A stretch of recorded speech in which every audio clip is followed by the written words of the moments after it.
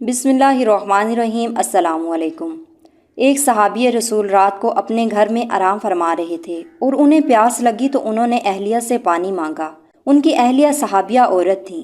وہ پانی لے کر آئیں تو وہ صحابی دوبارہ سو چکے تھے۔ وہ عورت اتنی خدمت گزار تھی کہ پانی لے کر کھڑی ہو گئیں۔ جب رات کا کافی حصہ گزر گیا تو ان صحابی کی آنکھ کھلی تو یہ دیکھ کر حیران رہ گئے کہ ان کی وفادار بیوی پانی لے کر کھڑی ہے۔ پوچھا، تم کب سے کھڑی ہو؟ اس صحابیہ عورت نے جواب دیا کہ جب آپ نے پانی مانگا تھا میں پانی لے کر آئی تھی تو آپ آرام فرما چکے تھے، اس لیے میں نے آپ کو جگا کر آپ کے آرام میں خلل ڈالنا مناسب نہیں سمجھا اور سونا بھی گوارا نہ کیا، کیونکہ میں نے سوچا کہ ممکن ہے پھر آپ کی آنکھ کھلے اور آپ کو پانی کی طلب ہو اور کوئی پانی دینے والا نہ ہو، کہیں خدمت گزاری اور وفا شاری میں کوئی کوتاہی نہ رہ جائے، اس لیے میں ساری رات پانی لے کر کھڑی رہی۔ ذرا سوچئے، آج کوئی ایک عورت ایسی با وفا اور خدمت گزار تو دکھاؤ۔ آج اگر خاوند پانی مانگے تو بیوی 100 باتیں سناتی ہے، لیکن ان عورتوں کی وفا شاری بھی دیکھو۔ جب اس عورت نے یہ کہا کہ میں ساری رات کھڑی رہی تو اس صحابی کی حیرت کی انتہا نہ رہی۔ وہ فوراً اٹھ کر بیٹھ گئے اور عجیب خوشی کی کیفیت میں اپنی بیوی سے کہنے لگے کہ تم نے خدمت کی انتہا کر دی، اب میں تم سے اتنا خوش ہوں کہ آج تم مجھ سے جو مانگو گی میں دوں گا۔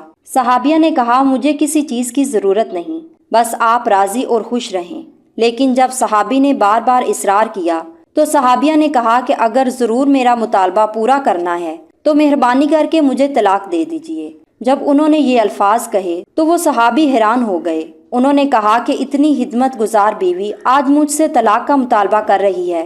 انہوں نے کہا، جو کہ میں وعدہ کر چکا ہوں، اس لیے آپ کا مطالبہ تو پورا کروں گا، لیکن پہلے چلتے ہیں رحمت دو عالم صلی اللہ علیہ وآلہ وسلم کی خدمت میں۔ آپ سے مشورے کے بعد جو فیصلہ ہوگا اسی پر عمل ہوگا۔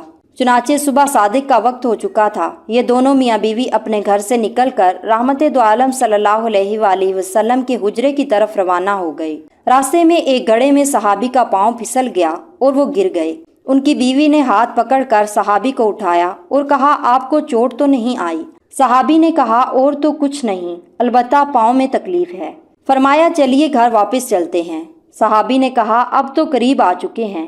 صحابیہ کہنے لگی، نہیں، واپس چلیں۔ چنانچہ جب وہ گھر واپس آئے تو صحابی نے پوچھا کہ مجھے تو سمجھ نہیں آئی کہ سارا ماجرا کیا ہے۔ صحابیہ نے کہا، مسئلہ یہ ہے کہ میں نے سنا ہے کہ جس سے ساری زندگی میں کوئی تکلیف نہ ہو اس کے ایمان میں شک ہے، کیونکہ جو بھی ایماندار ہوتا ہے وہ ضرور تکلیف میں آزمایا جاتا ہے۔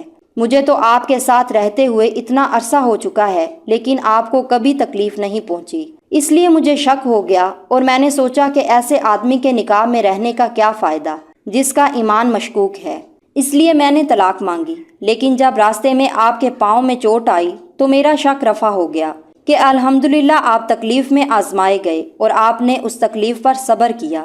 یہ ہیں صحابہ کرام رضوان اللہ علیہم اجمعین۔ آج تو میاں بیوی کی لڑائی زیوروں، کپڑوں، گھر مکان اور اخراجات پر ہوتی ہے۔